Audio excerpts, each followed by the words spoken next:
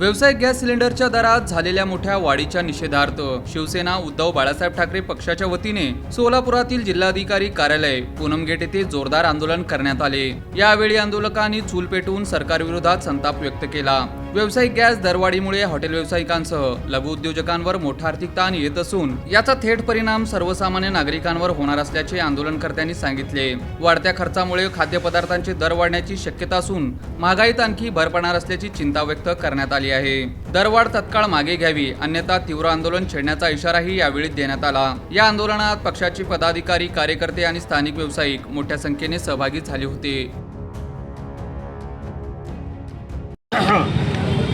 मोदी साहेब जेव्हा सत्तेवर यायचे होते तेव्हा ते म्हणत होते की मनमोहन सिंग महागाईच्या मवर बोलत नाही, परंतु आता अख्खी ABCD होऊन गेली, परंतु मोदी सरकार काही बोलत नाही।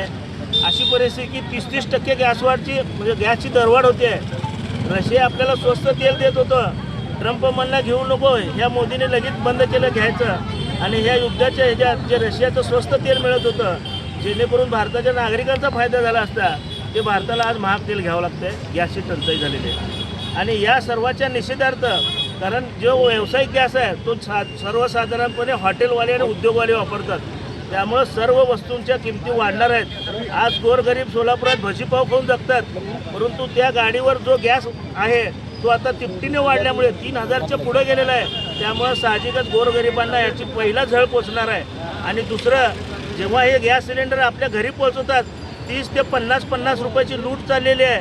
आणि गृहिणी असू द्या किंवा व्यावसायिक असू द्या, या सर्व प्रकारला कंटाळे आहेत, परंतु भाजप फक्त राम नाम जपमा पळाय माल आपला असा धंदा चालू आहे आणि गोरगरीब त्यामुळे होरपळत आहेत। त्यामुळे आज शिवसेनेने या ठिकाणी ज्याप्रमाणे मोदी बनत होते खाऊंगा ना खाणे दूंगा, त्यामुळं गरिबांचं जीवन दुष्मिळ झालेलं आहे आणि त्यामुळं या ठिकाणी शिवसेनेनं आज हे चूल मांडो आंदोलन केलेलं आहे आणि या ठिकाणी भाकऱ्या तयार करून मोदी सरकारला हे पाठवणार आहे।